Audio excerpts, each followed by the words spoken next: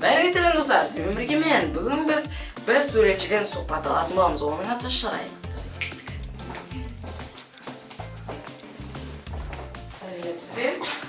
Шырай ханым. Бұл сізден бір сұхбат алайын деп едік. Керемет бір сурет туралы бір күшті сұхбат берсеңіз, жауап па, білмеймін енді.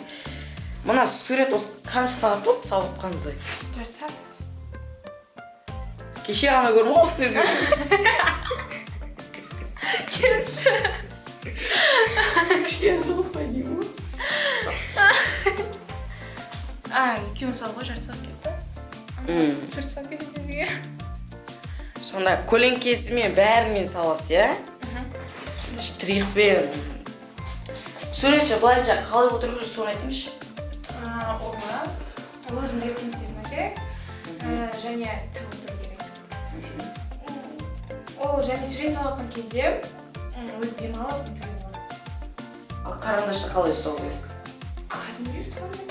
Сіздің мақсатыңыз қандай? Осыны айтып жүріңізші. Менің бұл сурет салуда мақсатым конкурсты жеңу және Әбілхан Қастеев сияқты үлкен суретші адам. Рахмет сізге. Я достар, бүгін біз суретшіден керемет сұхбат алдық. Бәріңізге сұх болыңыздар деймін. Маска киіп жүріңіздер.